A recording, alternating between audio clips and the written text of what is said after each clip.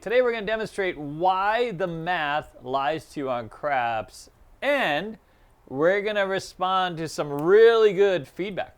Okay, so on the last video, if anyone didn't watch it, we talked about the biggest lie on craps, which was the odds. It's a great video, go watch it. But before you do, one of the key things that people talked about was we were misleading, right? We didn't talk about the 7-Elevens on the come out roll. And the truth is, go ahead, David, he knows better than I do. We're going to talk about the truth on craps, okay? All right. So first is, you guys know I've been dealing with this a long time, right? Yes. Okay. So there's the math and there's winning. Okay, so let's deal with the math. So the theoretical, the house edge on this bet is 1.41. Sounds fantastic, right? That's not bad. It's one of the best bets you can make in a casino, right? The theoretical house edge on the don't pass is 1.36. It's a difference of 0.05. So essentially, either one of these bets on the come out roll is not the worst place to be. Okay, now the pass line is a much better place to be on the come out roll because you have 8 ways to win out of 36 ways. So you still have 22 ways for anything else to happen. We already addressed this on the last video, okay? Now the don't pass, you are going to push on the 12, right? But you're going to win on the 2 and the 3. There's really only 3 ways to win and 8 ways to lose on the don't pass. So on the coming out roll, not a very good bet, but still a lot of other ways for something else to happen. And then once we get a point, now here's what happens. These bets reverse themselves. Pass line is not a good bet. Don't pass is a fantastic bet. And that's where we get to the theoretical. But here's the thing. If you play the math on a craps table, you will lose in the long run. You might win a little bit here and there, but you will lose, and this is why David knows. David knows for 2 reasons. David knows because I've been doing this a very long time, and I know the hands. Not a very long time, and I've seen what people do to win. We call it risk leveraging, okay? The most successful people that play craps use what's called risk leveraging. Here's the thing. These bets are not going to win you a lot of money, okay? And let's return to that because that's one of the comments that we had is on the come out roll, the pass line. Let's deal with the pass line first. How fantastic a bet. If you're saying to me, David, the math is 1.41, the house edge, that's really small. So over the course of a whole experience I have at the casino, I have a good opportunity to maybe parlay or win the thing. But here's what happens, okay? First of all, yes, on its own, this is a great bet, but there's not a lot to win here. You follow? And because the don't pass is equally a better bet, 1.36, right? So it's technically a better bet. Here's what's going to happen. You're going to win a couple. You're going to lose a couple. And in the end, you're just not going to, that's not the definition of winning, right? Now, if you get lucky, and you can get lucky doing anything, you know what I'm saying? You can get lucky, you could win the lottery tomorrow for all I know, right? Yeah. So if you get lucky and you hit 7 of these in a row, but those aren't the odds, that's not the math. You're not really playing into the math. You know what you're doing? You're playing into this other probability that you're going to get lucky and you're going to have this other experience, but that's not the math, you see? So the math, just by its very definition, is in favor of the casino in every single case. There's not a single bet that you can make where the player is favored to win at the casino because the casino wouldn't be in business that way. Yeah, and that's true for every game, not just dice. Every game. Now, here's what a few of you have said now, okay? And let's clarify. Well, because some casinos have 10 times odds.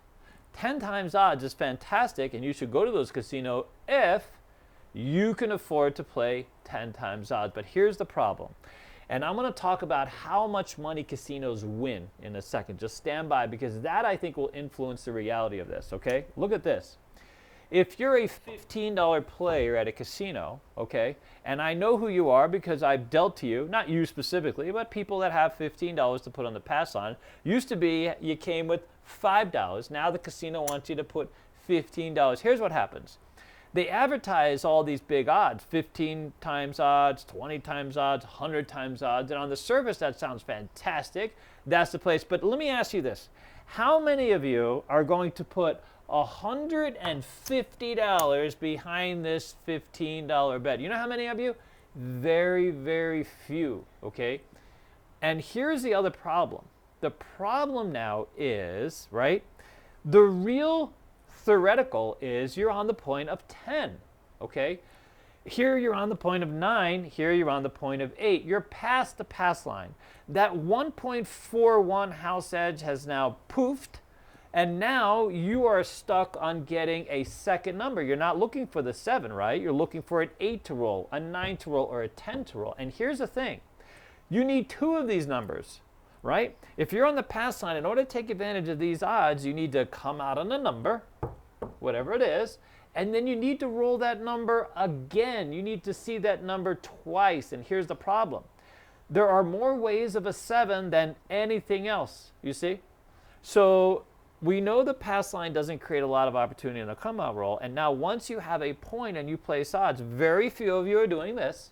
So you're not realizing the benefit that true odds represents, which is true, okay? And if you are now succumbing to the real math, which is the difficulty in hitting this number again. That 1.41 only applies to the pass line as a good bet on its own on the coming out roll. You see what I'm saying?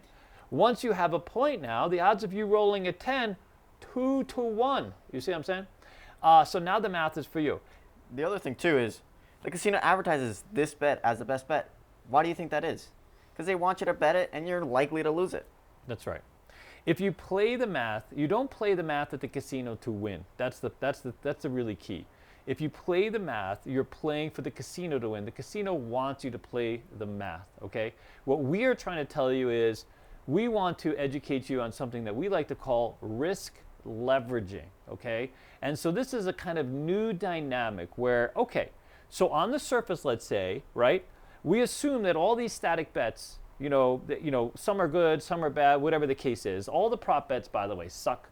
All you people that are searching, the fire bets has a theoretical in like excess of 20%. Can you imagine? Now, it's fun when you hit those things, but good Lord. Now, so let's assume that on the surface, the static bets, so when I say static bets, individual bets on their own is not the opportunity. The opportunity is, what does craps offer me?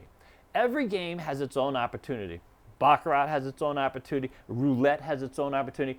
Craps has one opportunity, and stick with me. Stick with me. For those of you who have been playing this game, I want you to go ahead and think about it. When was the last time you saw a lot of people color up on a table? Just go ahead. Just go ahead. Just shout it out. Squeeze your wife next to you. Whoever you're sitting next to, just let them know what happened when you saw a lot of people color up in a game. You know what happened? I'll tell you what happened. Someone rolled numbers. A long time, too. They rolled numbers. A guy rolled 70 numbers the other day at Palace Station. Guess how much that table lost? $4,000, dude. You know why? Because nobody looked at risk leveraging. You're also afraid of the 0.7. You're all playing toward the math. You can't get out of your own way, right? So there's a difference between math and truth. Math and win. If you think that the math, okay, for those of you who have commented, and listen, I love the fact that so many people have responded to this video. I think it's absolutely fantastic. By the way, stay tuned because we're going to break down some more bets, okay? Because it's great that we have this very healthy relationship. At least as far as craps goes, we're able to kind of talk and converse and have some different opinions, and we love that, by the way. I've gone through some of it. Some of it's fantastic, and I love your feedback. You can't play that fast, so now you got to get to the wins. So what's the win? So what is it that affects the game? Well, we know that it's about the roll, okay? And you can't play into the math. All right, so what's the roll mean? Well, here's what a roll is. It would be like, well, hey, David, I could start a comeback. Okay. You can't start a comeback because you're really not looking. If you have 15 here and you have 150 here, okay, do you really want the 7? No. Do you want to take advantage of the math with this comeback? No. No. 100% no. That's not a thing. You know what you want to do? You want to lean away from the math. You're giving the math back to the casino because you know what you want? 2 numbers. You see what I'm saying? Yeah. You want this to go onto a number. You're going to go ahead. Let's say you're that baller who's got another $150. Willing to take max odds. Max odds, because you've all been clamoring about 10 times odds, how fantastic it is. It's a true odds bet, which is true. But the odds of you hitting a 9 are what? 3 to 2 against you, dude. That's a big deal. That's a lot. And now you got to hit 2 of them, you see, before the 7 comes. And not only that, but you're risking so much money on that one bet. Look at this. Look at this. For those of you that are talking about how the investment, look at this. Now you have $330 between 2 bets. Congratulations. It's not about 2 numbers. Guess what? Here's a fantastic, interesting thing. How many of you have cashed out of an entire game colored up by just hitting 2 numbers? Nobody. So you want numbers, right? It's about numbers. So if it's about numbers, we don't need to be invested this much. It's about numbers. That's not a thing. What we need to do is drill down into truth. You know how we get to truth? By understanding your risk profile. By understanding how it is and what it is you want to accomplish on a crap table. Do you want to win a lot of money? Do you want to win a little money? There are certain truths, fundamental truths that impact the game. Now watch this. You ready? I'm going to introduce you to the 6 and 8. Say hello to the 6 and 8, everybody. Hello, 6 and 8. Okay.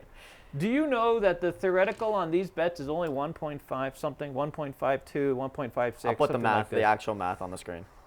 Just so everybody is clear about the math. So the theoretical, which means the house edge, the money on the 6 and 8, these 2 numbers is really low, almost as good as these bets. And guess what? Now you've got 10 ways of the dice, every roll of the dice, which not a bad thing to have. Now, as you go out, right, then the odds change. The odds of 4 and 10s, obviously the house edge is a little higher. It's like 4% on the 5 and 9, which on the surface doesn't sound like a really great job. But compared to a lot of other things in the casino, did you know that Keno has one of the highest theoretical, yes, highest I did. shots? Just that's depressing to look at those. But, okay, when you take advantage of risk leveraging and you compare that to your risk profile, you can create a strategy that hones in on the real opportunity that a casino table offers.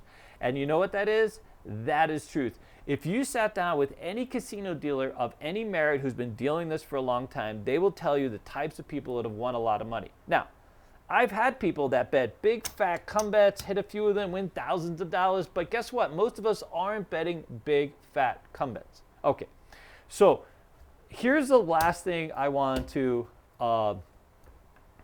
present to the community. So here's an interesting reality about the math that I think will help inform people of where we're at in the world of craps. Okay, now the first thing is it used to be when I was a much younger dealer, you know what I'm saying, and the typical hold on a crap game was 8 to 10%. If you were at that 10% range, everyone was very excited. That was a good day. Yeah. You see, 10%. That was a good hold. Now, and I mean overall, like some days the table gets whacked or whatever, but overall, 7 to 10% was a good hold. Do you know what a good hold is now? You know what the destination is now? Do you know what a good hold on a crap table is now? I'm gonna guess 12%. 18 to 20%. There was a moment where I was on a boat. I opened up a boat in Louisiana, and I remember them shooting for 12%, and people were like, the great thing about 12% is if you have a lot of new players that don't know anything about craps, you can get to 12% because they play crazy. Yeah. They load up. Craps is a contagious game. Someone starts betting props and horns and fields, and people bet those, and guess what? Casino wins more money. Yeah. Okay. Now, you know why casinos are winning so much on crap tables nowadays? There's really 2 good reasons for this. Well, there's a couple good reasons. One, people play the math. You can't play the math to win. That's number 1. So the other thing is, like I said, the contagion part of it. Like somebody bets a horn bet, and all of a sudden that's the best bet at the table because someone won, and you guys are like, or the field bet, and it goes on and on. So there's that. Okay. The other thing is, you guys are not recognizing truth. And when I say truth, I mean casinos are starting you at $15 on the pass line, right? $15 minimum games. Yeah. They are squeezing the average player. So incrementally, it's not that big a deal for the minimum bet to go up from 5 to 15. You know what the big deal is? The big deal is you can't afford the flexibility that place bets offer you. You can't afford to lean into the game because you can't afford the investment anymore. When it was a $5 table, so I'm not talking about this bet here. I'm not talking about this bet here. I'm talking about the fact this bet alone, $15, that's not a big thing. And on the surface, you look at this bet and you go, oh, well, I can afford $15. You know what you can't afford? 96 across, right? 66 inside, 160 across. The kind of money and the kind of systems that really lean into the wins and reduce the casino's take back to that 7-8%. You guys are literally feeding the casinos exactly, because now what's happening is all you can afford is this, and then in your brain you're like, well, I'm just going to put double odds here. Now I've only got this much money invested and I can manage this bet. You're leaning into exactly what the casino wants you to lean into.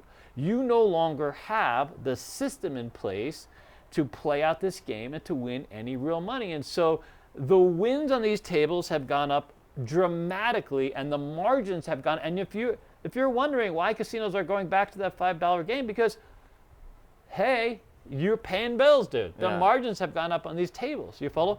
So that's really where we're at.